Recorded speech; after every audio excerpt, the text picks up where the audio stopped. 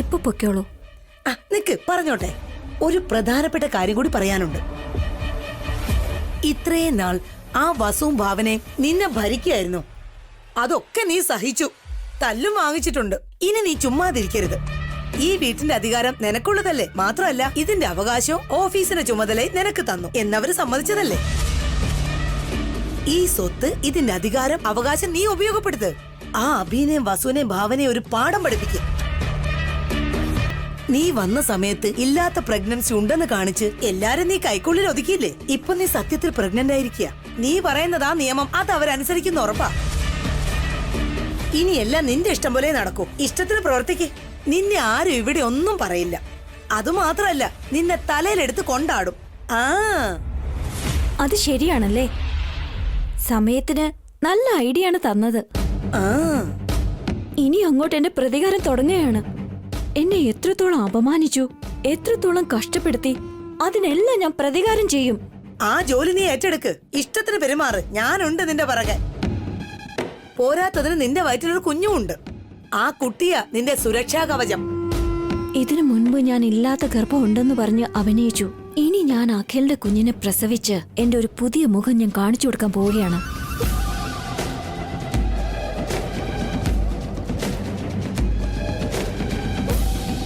എന്താ അത്ര ഗാഢമായിട്ട് ചിന്തിക്കുന്നേ? ആന്റി പറഞ്ഞത് വളരെ നല്ലൊരു കാര്യമാണ്. എന്റെ മമ്മി പോലും എനിക്ക് ഇത്രയും നല്ല ഐഡിയ തന്നിട്ടില്ല. അപ്പോ നിന്റെ മമ്മിയേക്കാൾ ഞാൻ ഉയർന്നവളാണെന്നാണോ?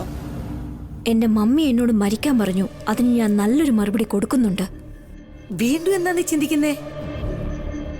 ഞാൻ നിന്റെ മമ്മിയേക്കാളും വലിയവളല്ലേ? നിങ്ങളെയും മമ്മിയെയും താരതമ്യം ചെയ്യുന്ന എന്തിനാ? നിങ്ങൾ ഡിഫറെന്റാ. നിങ്ങൾ സംതിങ് സ്പെഷ്യൽ ആണ്. നിങ്ങൾ വേറെ ലെവൽ ആന്റി. നിങ്ങളുടെ ലെവലിനൊപ്പം ആർക്കും വരാൻ പറ്റില്ല. ഇങ്ങനെ പ്രശംസിച്ച് എന്റെ പണം തട്ടിയെടുക്കരുത്. നിന്നെ വിശ്വസിച്ചാ ഞാൻ കഴിയുന്നേ. ഓക്കെ ആന്റി, നിങ്ങളിപ്പോ പൊക്കോ.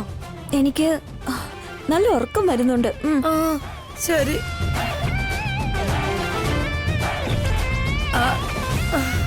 കാർത്തിയെ പണത്തിന്റെ കാര്യം നീ മറക്കില്ലല്ലോ? മറക്കില്ല ആന്റി.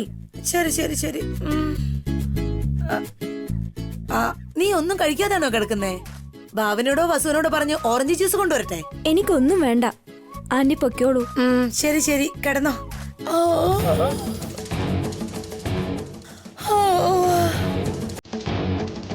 നാളെ മുതൽ അഭിയേട്ടനെയും വസുവേട്ടത്തെയും ഒരു പാഠം പഠിപ്പിക്കണം.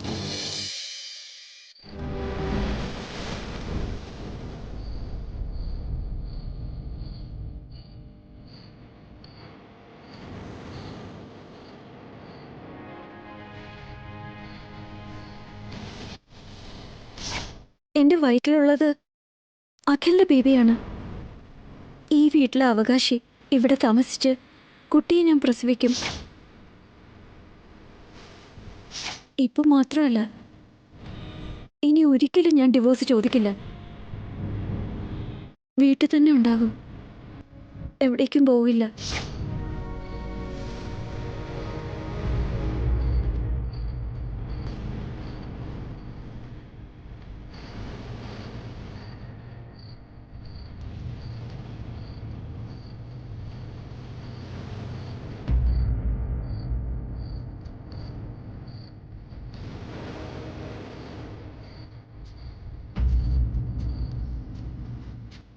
ഏട്ടാ,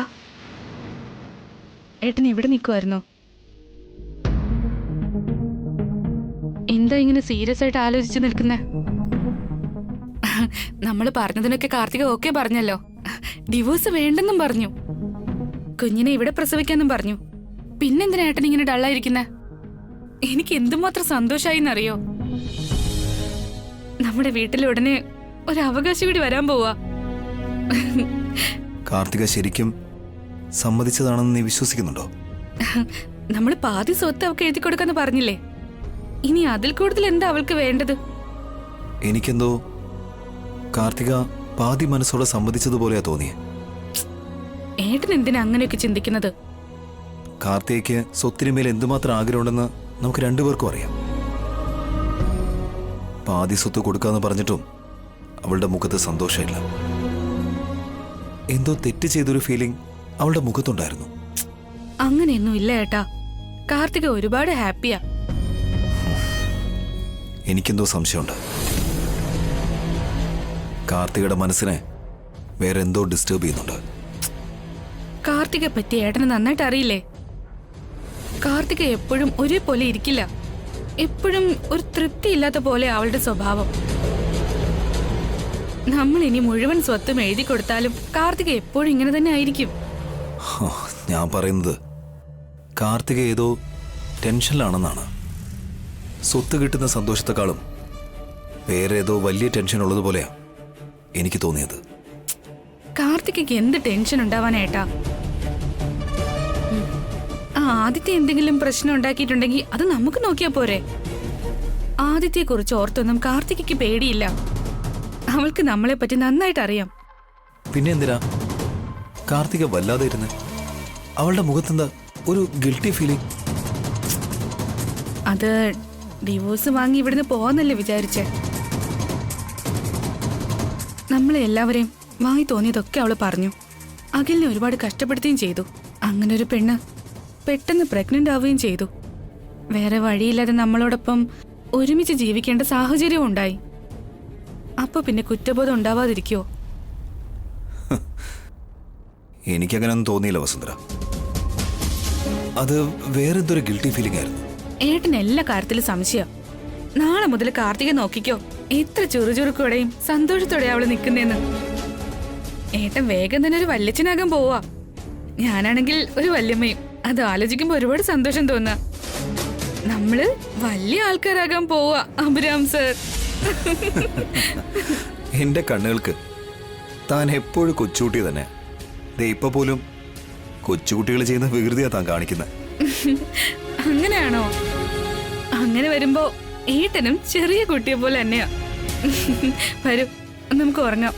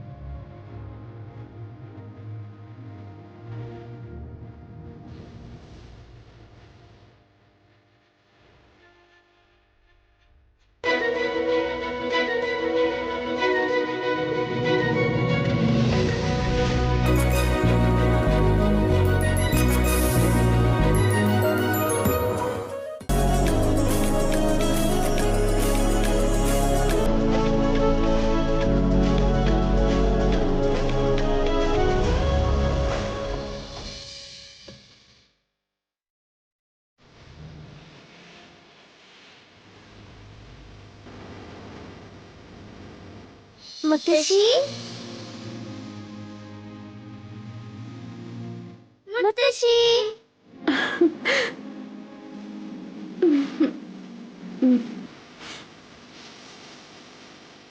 കീർത്തി എവിടെ മോളെ? ഭാവന വല്യമ്മയുടെ വീട്ടിൽ പോയിരിക്കാ. മുത്തശ്ശിയുടെ കൂടെ മുത്തശ്ശൻ വന്നില്ലേ? ഇല്ല മോളെ, ഞാൻ മാത്രം വന്നേ. അമ്മേ, എത്ര നാളായി അമ്മയെ കണ്ടിട്ട്. ഏട്ടാ, ഭാസ്കരേട്ടാ, അഖിൽ, ഒന്ന് വേഗം വാ. അമ്മ വന്നു. സുഖാണ് അമ്മയ്ക്ക്? എനിക്ക് സുഖമാണ് വസു. അമ്മേ അമ്മേ അമ്മേ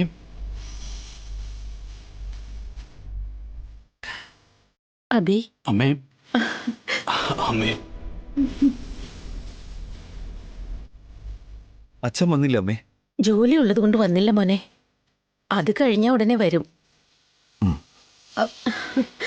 ആ എടത്തി, അയ്യോ എടത്തി, എടത്തി ആകെ ക്ഷീണിച്ചു പോയല്ലോ. ഏട്ടത്തിക്ക് ഒരു മാറ്റവും ഇല്ല. ഒരു ഇഞ്ച് പോലും കുറഞ്ഞിട്ടില്ല. ഒന്ന് പോയെടുത്തി. അമ്മേ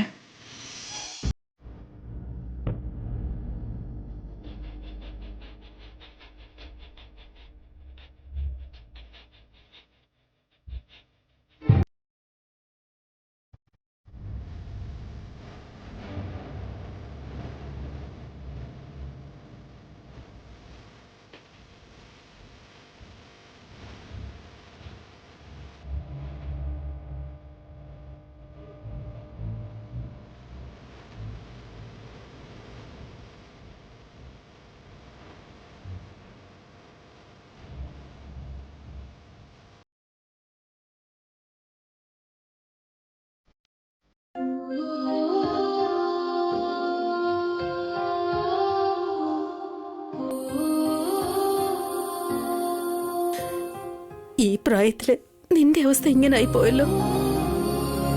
നിന്നെ ഇങ്ങനെ കാണാനാണോ ഞങ്ങൾ ജീവനോടെ ഇരിക്കുന്നേ?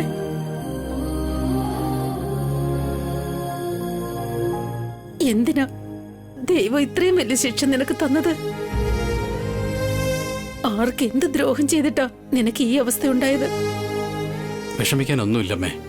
അഖിലിന് എത്രയും പെട്ടെന്ന് ഭേദാവും. അവൻ പെട്ടെന്ന് എണീച്ച് നടക്കും. അതെ അമ്മേ, ഇന്നലെ കൂടി അഖിലിനെയും കൂട്ടി അബിയും വസും ഹോസ്പിറ്റലിൽ പോയിട്ട് വന്നതേ ഉള്ളൂ. അഖിൽ എത്രയും പെട്ടെന്ന് നടക്കും. നിന്നെ ഇങ്ങനെ കാണുമ്പോ എന്റെ മനസ്സ് തകർന്നു പോവാ. നീ എഴുന്നേറ്റ് നടക്കുന്നത് വരെ എനിക്ക് ഒരു മനസ്സമാധാനം ഉണ്ടാവില്ല. എനിക്ക് ഒരു കുഴപ്പമില്ലമ്മേ, ഞാൻ ഉടനെ നടക്കും. വീൽ ചെയറിൽ ഇരുന്നിട്ട് ഒരു കുഴപ്പമില്ലെന്ന് പറയുന്നല്ലോ. ഏട്ടന്മാരും ഏട്ടത്തിമാരും എന്നെ നന്നായിട്ട് അമ്മയെ നോക്കുന്നത്. ഞാൻ എത്രയും പെട്ടെന്ന് തന്നെ എഴുന്നേറ്റ് നടക്കും.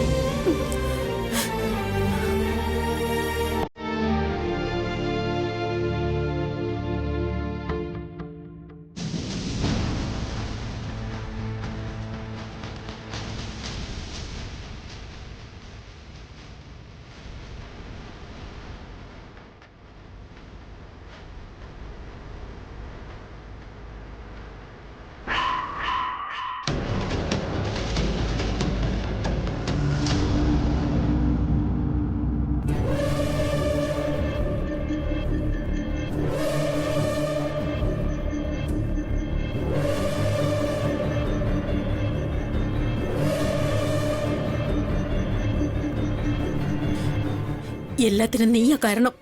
നിന്നെ രക്ഷിക്കാൻ വന്നിട്ടാ എന്റെ മകൻ ഈ ഗതി വന്നത്.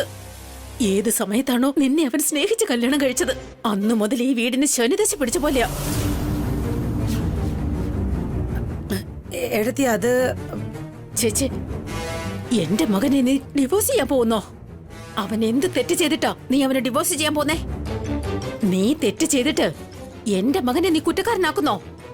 സ്വത്തിനു വേണ്ടി ഈ വീടിനെയും എന്റെ മകന്റെ മനസ്സിനെയും നീ തകർക്കുന്നോ? നിന്നെ അമ്മേ, കാർത്തികയെ തല്ലരുതമ്മേ.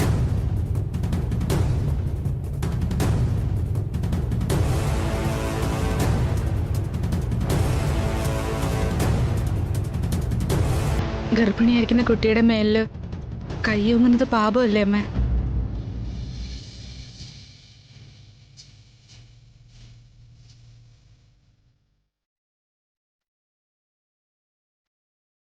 എന്താ കാർത്തിക പ്രഗ്നന്റ് ആണെന്നോ? അതെ അമ്മേ, ഈ കാര്യം ഞങ്ങളും മെനങ്ങാനാ അറിഞ്ഞത്. അത് മാത്രമല്ലമ്മേ, കാർത്തിക വിവാഹമോചനത്തിൽ നിന്ന് പിന്മാറി ഇനി അവൾ ഇവിടെ തന്നെ ഉണ്ടാവും. സത്യമാണ് എടത്തി. ഇനി കാർത്തിക നമ്മളെ വിട്ട് എവിടേക്കും പോവില്ല. എടത്തിക്കൊരു അവകാശിയെ തരാൻ പോവാ.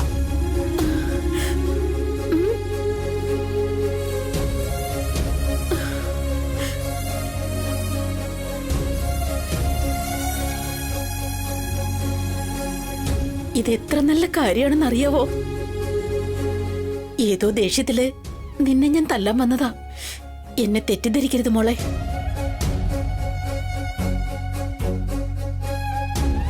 എടി മരം പോലെ നിൽക്കാതെ എടുത്തിടെ കാല് വീഴടി. ചെല്ല്. എന്നെ അനുഗ്രഹിക്കണമേ. പ്രഗ്നന്റ് ആയിരിക്കുമ്പോ ഇങ്ങനെ കാലിലൊന്നും വീഴാൻ പാടില്ല. മനം പെരട്ടലും ഛർദിലും ഒന്നും ഇല്ലല്ലോ അല്ലേ? ഇപ്പൊ അങ്ങനെയുള്ള ബുദ്ധിമുട്ടൊന്നും ഇല്ലമ്മേ, ഒരു കുഴപ്പമില്ല. നന്നായി മോളെ. ദൈവം അഖിലിനെ ശിക്ഷിച്ചാലും നിനക്ക് നല്ലതാണ് വരുത്തിയിരിക്കുന്നത്. ആ കുഞ്ഞ് ജനിച്ചു വീഴുന്നതിന് മുമ്പ് ഉറപ്പായും അഖിൽ എഴുന്നേറ്റ് നടന്നിരിക്കും. അത്രയും സമയം എടുക്കില്ല അമ്മേ. അഖിൽ എത്രയും പെട്ടെന്ന് എഴുന്നേറ്റ് നടക്കും. ആ വിശ്വാസം എനിക്കുണ്ട്.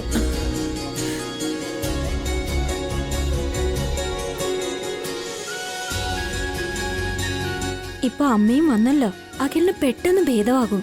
നിന്റെ അഭിനയം കൊള്ളാം. ഇതിന് അവാർഡ് തരണം. അവൻ തീർച്ചയായിട്ടും എഴുന്നേറ്റ് നടക്കും അമ്മേ. ഇത്രയും നാൾ അവന് ഒരു ട്രീറ്റ്മെന്റ് വർക്കൗട്ട് ആയില്ല. എന്നാൽ അമ്മയുടെ സ്നേഹം തീർച്ചയായിട്ടും വർക്കൗട്ട് ആവും.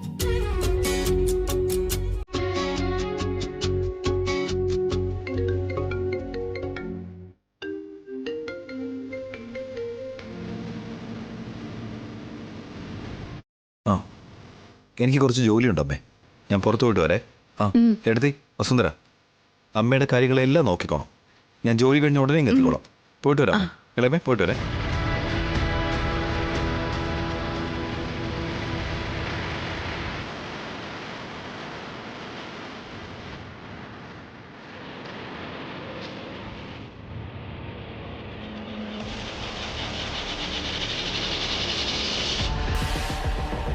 താങ്ക് ഗോഡ്, ഞാൻ പ്രഗ്നന്റ് ആയതുകൊണ്ട് രക്ഷപ്പെട്ടു. അല്ലായിരുന്നെങ്കിൽ അഖിലിന്റെ ഈ അവസ്ഥയ്ക്ക് ഞാൻ കാരണക്കാരിയായതുകൊണ്ട് എന്നെ ഇവിടെ വെച്ച് തന്നെ അമ്മ കൊന്നേനെ. ഡിവോഴ്സ് ചോദിച്ചതിന് എന്നെ തൂക്കിലേറ്റിയേനെ. ആ ആദിത്യയുടെ ബേബി എന്റെ ജീവൻ രക്ഷിച്ചു.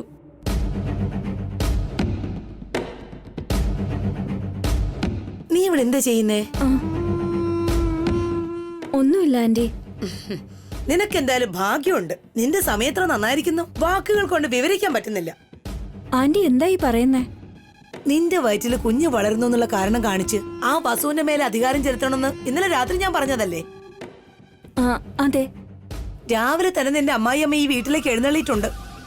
അമ്മ നാട്ടിൽ നിന്ന് വന്നതും എന്റെ ഭാഗ്യവും തമ്മില് എന്താണ് ബന്ധം ആന്റി? എടി മരമണ്ടി, ഇത്രയും നാളും ഈ വീട്ടിൽ നിനക്ക് തുണയായിട്ട് ഞാൻ മാത്രമേ ഉണ്ടായിരുന്നുള്ളൂ. ഇപ്പൊ നിന്റെ അമ്മായിയമ്മയെ കൂടെ നമ്മുടെ ഭാഗത്തേക്ക് ചേർക്കാം. അമ്മ എപ്പോഴും വസുവേട്ടത്തിയുടെയും ഭാവനേട്ടത്തിയുടെയും ഭാഗത്തല്ലേ, നമ്മുടെ ഭാഗത്ത് എങ്ങനെ ചേരും? ഞാൻ പറയുന്നത് പോലെയൊക്കെ നീ ചെയ്താ നിന്റെ അമ്മായിയമ്മ നമ്മുടെ ഭാഗത്തേക്ക് വരും. അതിനെന്ത് ചെയ്യണം?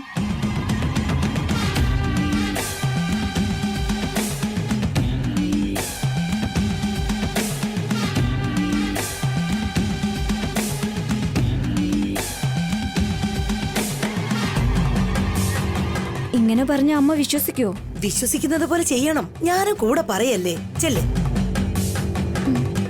ആ നിക്ക് നിക്ക് നിക്ക്, ഇങ്ങനെ വെറും കൈയോട് കൂടെ പോവരുത്. എന്തെങ്കിലുമൊക്കെ എടുത്തിട്ട് പോ. ചെല്ലെ ചെല്ലെ.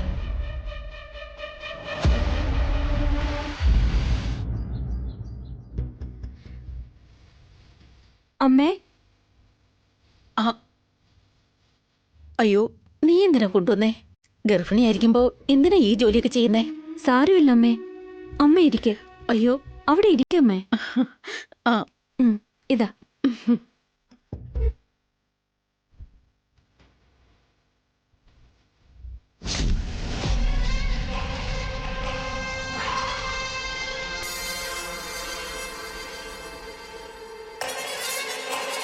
ഇപ്പോ ഞാനും ഒരു അമ്മയാകാൻ പോവുകയാണ്. എന്നാ അമ്മ എനിക്കെന്റെ സ്വന്തം അമ്മയെ പോലെയാണ്. ഇത്ര നന്നായിട്ട് സംസാരിക്കുന്ന നീ എന്തിനാ ഡിവോഴ്സ് ചോദിച്ചേ?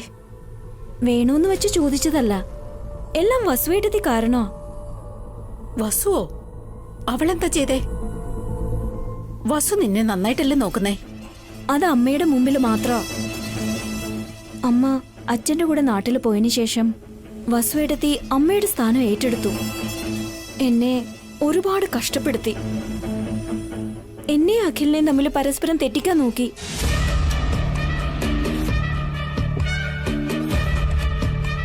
ആവശ്യമില്ലാതെ വസുവിനെ കുറ്റപ്പെടുത്തരുത് കാർത്തികേ. വസു എങ്ങനെയുള്ളവളാണെന്ന് എനിക്ക് നന്നായിട്ടറിയാം. അവൾ അങ്ങനെ ചെയ്തെന്ന് ഞാൻ വിശ്വസിക്കില്ല. വസുവേട്ടത്തി അമ്മയുടെ മുമ്പിൽ നല്ലയാള് ചമയുന്നതാ. അതുകൊണ്ടാ വസുവേട്ടത്തിയുടെ യഥാർത്ഥ രൂപം അമ്മ കാണാത്തത്. വസുവിനെ പറ്റി നീ തെറ്റായി സംസാരിക്കല്ലേ കാർത്തികേ. എനിക്കത് ഇഷ്ടമില്ല. തെറ്റായി പ്രവർത്തിക്കുന്നവരെ പറ്റി തെറ്റായി പറയാതെ പിന്നെ നല്ലതാണോ പറയേണ്ടത്? നിങ്ങളും ഇങ്ങനെ പറയുകയാണോ ഏട്ടത്തി? വസുവിനെ കുറിച്ച് നിങ്ങൾക്കും അറിയില്ലേ? നിങ്ങൾക്കാണ് വസുവിനെ പറ്റി പൂർണ്ണമായിട്ട് അറിയാത്തത്. ഇത്രയും നാള് നിങ്ങൾ ഈ വീട്ടിലില്ലാത്തത് കൊണ്ട് ഈ വീടിന്റെ അധികാരം മൊത്തം അബിയുടെ കയ്യിലായിരുന്നല്ലോ. അവനുള്ളത് കാരണം വസു അധികാരം കയ്യിലെടുത്ത് മറ്റുള്ളവരോട് പെരുമാറി. അതെ അമ്മേ, അഖിലിനോട് എന്നെ കുറിച്ച് ഇല്ലാത്തതൊക്കെ പറഞ്ഞു കൊടുത്ത് എന്നോട് അഖിലിന് അത് കാരണം ദേഷ്യമാണ്. അഖിലിന് ആക്സിഡന്റ് ആയി വീൽ ചെയറിലായപ്പോ ഞാൻ നല്ലോണം കെയർ ചെയ്തിട്ടും എന്നെ വേണ്ടെന്ന് വെച്ച് ഭാവന ഏട്ടത്തിയുടെ അനിയത്തിയെ വസു എടുത്ത് വിളിച്ചു വരുത്തി. എന്നെ മാറ്റി നിർത്തി ആ പെണ്ണിനെ അഖിലുമായി കൂടുതൽ അടുപ്പിച്ചു. സത്യമാണ് എടുത്തി. കാർത്തികയ്ക്ക് ഡിവോഴ്സ് കൊടുത്തിട്ട് ഭാവനയുടെ അനിയത്തി നന്ദിനിയെ അഖിലിനെ കൊണ്ട് കല്യാണം കഴിക്കാൻ തീരുമാനിച്ചു. വലിയൊരു ചതിയാ എടുത്തി ചെയ്തത്. അതറിഞ്ഞിട്ട് കാർത്തിക ഒരുപാട് വേദനിച്ചു. വസു നിർബന്ധിച്ചത് കൊണ്ടാ കാർത്തിക ഡിവോഴ്സിന് അപ്ലൈ ചെയ്തത്.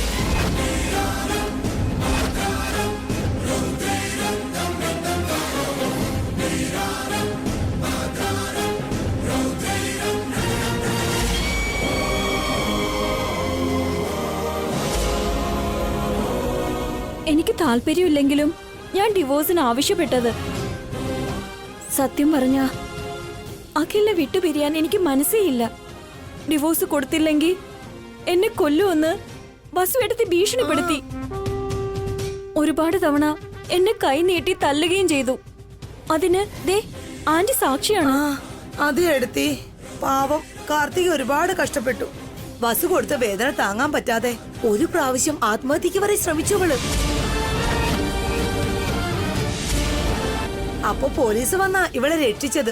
ആ പോലീസുകാര് വസുവിനെ അറസ്റ്റ് ചെയ്യാൻ വന്നപ്പോ അഭി എന്തൊക്കെയോ പറഞ്ഞ അവരെവിടുന്ന് അയച്ചത്.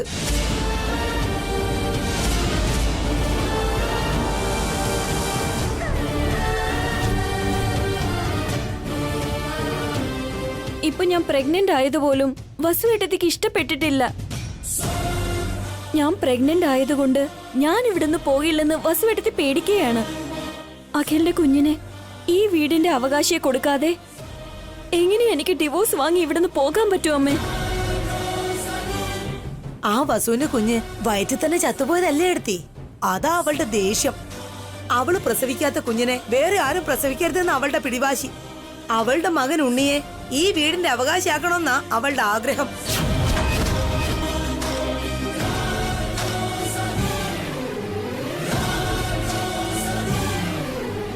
ഇപ്പൊ അമ്മ വന്നതുകൊണ്ട് എനിക്ക് മനസ്സിനൊരു ധൈര്യം തോന്നുന്നുണ്ടമ്മേ. ഇനി വസുവേട്ടത്തിക്ക് എന്നെ ഒന്നും ചെയ്യാൻ പറ്റില്ല. അതെ, ഇനി നിന്റെ അമ്മായിയാ നിനക്കും നിന്റെ കുഞ്ഞിന് സുരക്ഷാ കവചം. ഇനി നിന്നെ വസുവിന്റെ അടുത്തുനിന്ന് അമ്മായിയാ രക്ഷിക്കാൻ പോകുന്നേ.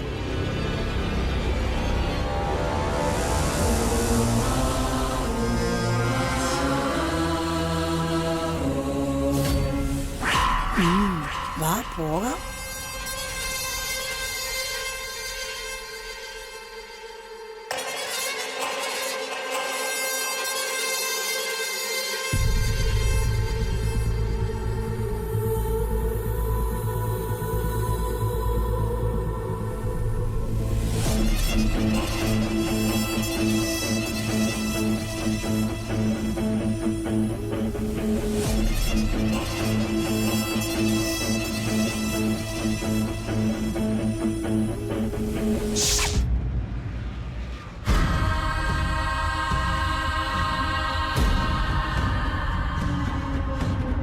ഇങ്ങനെ പുറത്തിറങ്ങി കാറ്റുകൊണ്ടിട്ട് എത്ര നാളായി?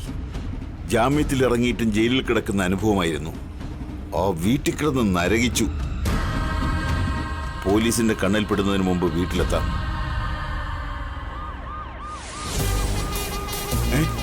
അയ്യോ,